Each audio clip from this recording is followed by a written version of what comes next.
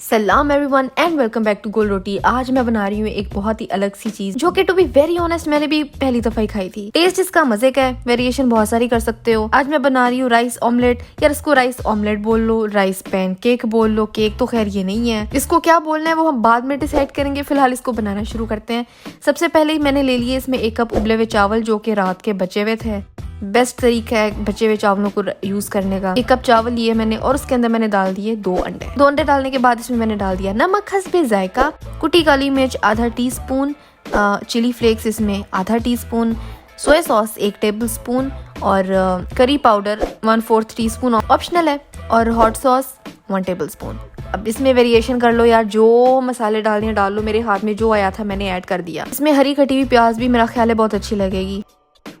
इसको बस मिक्स कर लेना है इस तरह से, और इसको मिक्स करने के बाद देख लेना है नॉन स्टिक पैन, उस पर लगाना है थोड़ा सा तेल, तकरीबन 1 टेबलस्पून, और उसको अच्छे से सारा फैला लेना है। उस तेल को फैला लिया और उसके बाद जो हमारा अजीब सा चावलों का मिक्सचर था उसको इस तरह से पैन में अच्छे से फ्लैट कर देना है। बहुत अच्छा सा नाइसली थिनली इसको फ्लैट कर देना है,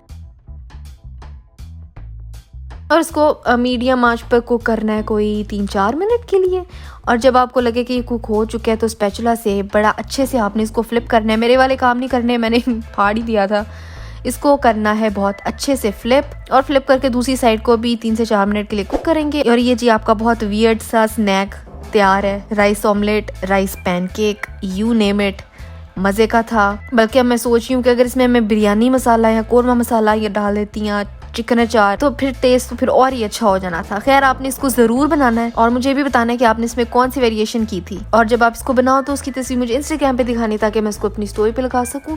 और आज के लिए बस इतना ही था। लास्ट वीडियो ये रही, यहाँ देखो, सब्सक्राइब यहाँ करो। मेरा पहला चैनल है सनस बकेट, उसको भी सब्सक्राइब करो। अगली रेसिपी कौन सी होनी चाहिए मुझे भी बताओ, और मैं मिलती हूँ आपसे अगली वीडियो में एक नई रेसिपी के साथ।